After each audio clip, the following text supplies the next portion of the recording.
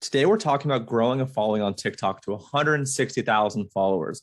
Corey's done exactly that, and we're going to walk through how he's done it and what he actually does. Corey, welcome, and how are you? Hey, thanks for having me. I'm doing great. No complaints. How are you? Sweet, sweet, man. I'm doing well, thanks. 160,000 followers. How did you do that, and how long did you get that? We're going to get to that in 1 second. Let's first talk about your brand. What is your brand? Yeah, for sure. So my brand is called Peachy Shapewear. The URL will probably be in the podcast description, but it's just mypeachyshapewear.com.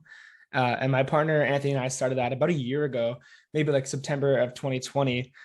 Um, and yeah, one of the main engines of just traffic and growth in the beginning was TikTok. We realized that, being younger founders, a lot of the older founders didn't understand TikTok yet. I think to this day, there's still a lot of founders out there that are still kind of testing the waters, but we were younger. We used that to our advantage and kind of just started making videos every single day on TikTok. And eventually we, figured it out and we learned how to go viral. And that led to us getting our first maybe 1,000 customers or more, which then led to us trying out influencers and whatnot, but it all started organically. And then of course, since then we've transitioned to Google, Facebook ads, all that good stuff. Sweet. So, have you been posting daily for the past year? Or did you start on TikTok 3 months ago, 6 months ago? I think you're pretty spot on. Yeah, we've probably been posting. I don't think they tell you how many posts you've had, but yeah, I would say we probably post once or twice a day for the past year. Wow. And let's talk about TikTok. So are you the one creating all the content? Like, is it you and your partner? Is it all of your users? Are you paying people? Is the content that you're sourcing, UGC, and is it free from customers? Can we just walk through TikTok and Yeah, kind of what you're doing? yeah, great questions. And just to like bottom line it, it's kind of a mixture of all of it, but there's different weights we put in each one. So for example, at the beginning when we had less of a budget and we had no idea like how TikTok would react for our products, we were kind of making all of ourselves. So we get products shipped to us, to my partner's house. We'd link up and just spend an hour or two just filming stuff of our shapewear on the ground. Like it was literally just on the ground. Like one of our first videos was just a video of it on the ground for 8 seconds. We made up a quick narrative saying, "Oh, like I wore this under my dress, it worked," or my wedding dress, one of those angles, and it worked. And so we just kept doing it. And then eventually we realized, okay, like these items on the ground, like they're going viral, but customers want to see it on people, obviously. Like it's clothing, it's apparel, right? So we realized that. We used a few websites like Billo and B-roll to collect UGC, and it also just asked customers and kind of encouraged them. Um, and yeah, and that, yeah. So, but that was in the beginning. So at the beginning, it was just like me and my partner doing all of the brute work, all of the editing, everything. And then in the middle, we had creators making TikToks that they would just send to us and we'd re-upload. And that was going all right. And now we're kind of at a mixture of both. So we still get the creators making us, maybe we get a total of around 10 to 15 pieces of content a month just from them. And then the rest we kind of make with all of the existing content we have. And yeah, that's kind of how it looks. Sweet. Let's talk about like content length, hashtags, this, that, or the other. Like, what is there any consistency? Like, is there any like formula that you found, like this length or that length? Do hashtags matter on TikTok? Do they not matter? Do you have any thoughts on either of those, or anything in general that's helped you grow? Yeah, I do. I don't like, we don't put much of the emphasis on hashtags. We kind of use the same one to just keep it broad. I will say that one of the most important things to, I think, I remember is that TikTok pretty much scans your video every time you're making one. And based on the text you use, what you say, what the people are saying, what the hashtags, what text is in the thumbnail, all that stuff combined, what those words actually are, will determine who they show your video to. And then how those first people react to your video, it determines if you'll go on to the next round of getting views or not. So I think it's a combination of all that. I would say the most important part is the hook in the beginning of the video, because most people aren't gonna, most people won't fail to address that first half of like, putting the proper keywords and like, obviously if you're selling a dress, you're gonna write about a dress, stuff like that. So you'll have the keywords in there already. But then, so great, they'll be showing like the first 500 people that see your video will be people like typically in your space, but now you have to hook them, get them to watch the whole video, which probably is going to be around 8 to 12 seconds. That's kind of the average length we have. And so those first 2 to 3 seconds, just like a Facebook ad, for example, is king. Like if you can't get them to stay and stop scrolling, the rest goes to waste. And so a few best practices we've had there is basically, we find that using capital letters, using emojis, and sometimes even having a very small delay, and when the text shows up, just seems to work better. So if there's a 10-second video, we'll have like the first piece of text show after like 0.3 or 0.5 of a second, like it's like a little like delay, and it'll show up. And for some reason, we just see that keep on working. So we kind of kept doing it. Super interesting. Okay. And with the content you guys are making, like, is it scripted? Is it kind of just natural and organic? Like, are you actually preparing to go viral, or virality kind of something that, like, because you guys have gotten good at it, it's just a byproduct? You're right. I get what you're saying there. And it's a great question. So I think on Instagram, for example, just for context, I think more creators and businesses create content just to, create content and give good value, which is always the bottom line. But I think just internally for us on TikTok, we kind of do have that intention of number one, going viral, and then number two, driving website traffic from that viral TikTok. That's like the most important thing for us. So, yeah, almost every video we make, like we're aiming to go viral. I would say maybe like 10% of them end up going viral, but even then, yeah, I think it's just super important to have the hook and then the call to action at the end. And it doesn't have to be huge. It can add where it's like half off, shop now, do it here. It can just be like link in bio or try Peachy or like just something very discreet that's still like a call to action almost. Yeah, that was my next question. Is I have a TikTok, I spend time on it, but I've never sold a product on it. So how do you move people off platform? So it's, trying to drive profile views, visits to your actual profile that has a link in bio. Do you ever include like the URL? Have you actually made like a URL that's specific to TikTok people? Maybe that redirects something like super easy. Maybe it's like peachy.co, right? Where you just send people there. So that way it redirects your main website because your other website's a little bit longer, right? It's .com. Have you ever thought or done anything like that? Like, how do you move people from TikTok heavy consumption, right? They're just wanting to be entertained to actually converting. Again, great question. I think it's a lot harder when you're starting out because right when you first make a profile, you don't have the option to put a website link actually like a clickable one in your profile. So I think is that what you're asking about when you say .co? Yeah. Or sorry, more just like have you? I guess it was an open-ended question. Like, how do you move people from TikTok to your website? And have you ever thought about like making just a specific URL for TikTok that you can mention or reference? That's actually really easy. It could be like 5 or 6 letters, and it could be a .co because .coms I think for 4 or 5 letters are all taken. Like peachy.co, like you could just say that in the video, Right. go to peachy.co, and that would redirect to what's your full URL? mypgshapewear.com. That's kind of Right. long.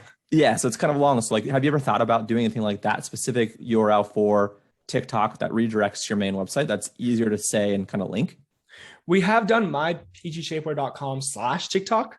You're like that, but no, we haven't actually bought a domain solely for that use because for us, like we have the clickable link, so it doesn't matter if it's long or not because you can click it. But in the beginning, if it's really that important to you, then you probably could. But I still think that I think after you get 1,000 or 2,000 followers, you can put the website link, which isn't a problem. It's just more about people just going to that profile and then they'll see the link and usually they'll figure it out. Yeah, it makes sense. So in terms of analytics, like how often do you look at your TikTok analytics on a per video basis? And what are you able to see? Are you able to see like how many people watched all of it? How many people that followed you watched it? How many people that didn't follow you that watched it? Like what kind of metrics or data can you actually see when you post a video? And Yeah, are you a sure. business account or are you a person? Like how is your profile set up? Yeah. So to my knowledge, we are a creator account. I'm just gonna open up like our most recent viral to talk that we posted this week. And yeah, I would say we check this around once every 2 weeks and just kind of see like how things are moving. And so in our recent one, yeah, you can just see total play time, average watch time, how many people watch the full video. So for this video that has 267,000 views, 44% of people watch the full video. Nice. In almost all situations, no matter how like what the size of your page is, unless you are like a humongous celebrity, almost all of your views are going to be from the For You page versus the following. So for example, in this one, it's 98% For You and then 1% following. Wow. And then you can kind of see the countries as well. I think that's important. I've met founders who, for one reason or another, their page kind of just got this like weird little, like, I guess, blacklist on it. And a lot of their views are coming from like random third world countries and not like the States or Canada. And I think once you're kind of in that loophole, it's hard to get out. So I would say TikTok is kind of geographically based. Like once they kind of assume where you are and where your audience is, they won't switch. Like you can't obviously choose where the video goes. Interesting. Makes sense. So it sounds like an overwhelming amount of your views are actually not from your followers. So does follower count actually matter on TikTok? Does everyone have the same opportunity of going viral? All things else, right? Like someone with 1,000 followers versus 100,000 versus a million. If you nail like the hook and the intro and the music and the transitions, do you have the same chance of going viral irrespective of followers if most people aren't even, viewing your stuff? Does that make sense?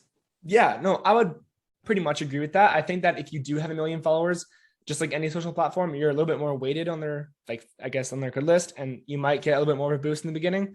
But it's definitely a free market, and if the content's good, they will accept you eventually. And yeah, I think if there's any platform where you have a good chance of going viral, it definitely is TikTok versus, for example, like Instagram. Nice. And have you done much with Instagram Reels or not? Not a whole lot. I would say we've done a little bit. Like typically, if we get a video that gets over around 10,000 views, then we'll take it and put it on Reels and push to see how those do. But so far, we haven't seen as much success on there as we have on TikTok. Okay, nice. And I guess, we're mainly focusing on TikTok. Are there any other channels that you kind of want to dive into that you think could be relevant to people leveraging top of funnel traffic, any other top of funnel traffic sources? What's that? You cut. You... Oh, can you hear me? Yo, can you hear me? Yeah, I can hear you. Cutting out a little bit though. Okay, hopefully it's better now. I was asking, other than TikTok, are there any other traffic channels or any other sources that you want to kind of talk about and share any of your insight on? I think we can jam out on Facebook for a few minutes. I think that with the whole iOS stuff coming out, like every brand is kind of feeling the hit. I think across the board, most brands have cut their spend by 40% this quarter, last quarter on Facebook, which is humongous for those big brands, right? And making up for that lost revenue is really hard. And I think TikTok can help. And I think more brands are starting to do TikTok, which leads to like price or influencer marketing. A lot of influencers now are hiking up their prices even more, since there's so much brands reaching out to them. But for Facebook itself, we are still running ads on there. We're just really trying basically to take our best TikToks and our best overall creatives this year and just making a ton of remixes on those. I'm sure you've heard, but like the way, like the targeting is in the ad set level is now broken, and the way you target people is just in your creative. Like however you mask that creative is who the audience is going to be. So we're just trying to focus on those two things, and we do use a software called Hyros to help us track on the browser side. Yeah, I've heard good things about Hyros. I've never personally used it. Is it worth the money from your opinion? I would say so. Yeah. Once every month, at the end of each month, I kind of compare like Facebook's tracked conversions to Hyros, and we're seeing like an 80% boost right now with Hyros. Wow. That's what we're seeing. But it will range and vary. Like for every brand, depending on like what kind of stuff you're selling, how long people purchase. Like for us, people are purchasing within a 1 to 2 day window because it's a $50 like impulse kind of purchase, versus if you're selling an expensive desk or something, it might be harder. Yeah, makes sense. I guess kind of the last question I have is more of like a general question, is like, how did, two guys end up starting this business? That's what I thought you were going to start with. That's what everyone starts with. And it's a tricky question. Even I struggle to answer sometimes. My partner is the first person who came up with these things and found them online. He was just kind of trolling through online sourcing websites, came across this one manufacturer who was selling shapewear. And at the time, this was when Skims was kind of becoming a big thing. So he dug a little bit deeper and started looking at a few designs, showed his girlfriend, showed his sister. They were kind of saying that, hey, like, this could work. Like, it looks kind of unique. Like, why wouldn't you just try it? Because nothing else had really worked for us in the past. And we ran so many Shopify stores before that. So we teamed up and just tried it together. And it kind of, in the first month or two, we kind of saw some traction. We're talking to our customers via Typeform and just getting any kind of survey results we could. And we kind of just kept going, and we found TikTok, which has definitely been a huge part of the growth. Sweet. Any final words before we wrap up?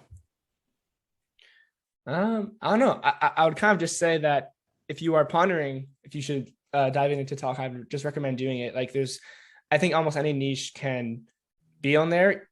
Some niches, maybe you won't have 5 video ideas to post every day, but maybe you can do like a post a day for a series of just like whatever it may be. Like back to that like expensive desk example, like you can do like office setups or something like that. And it's an entertainment platform. Like all it's about is attention, really. Like it's nothing really to educate people to talk. I think it's more of just like if there's a fun platform, it's TikTok. So I would say almost any brand can be fun and just get on there and try right now.